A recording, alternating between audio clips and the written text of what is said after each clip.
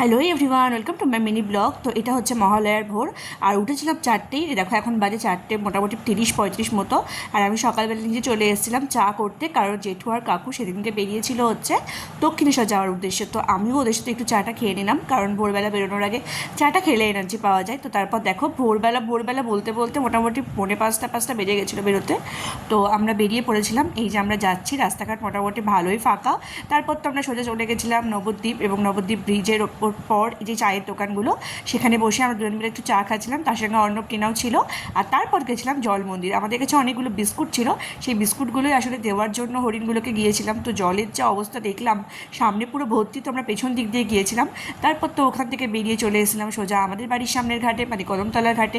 আর দেখো এখানেও এখন তর্পণ হয়, আগে এটা খুব একটা হতো না, তারপর এখন দেখি হয়। তারপর তো দুপুরবেলা বানিয়ে নিয়েছিলাম গরমা গরম এগ বিরিয়ানি আর আলুর দম, মানে ওই আলুর কষা আর কি।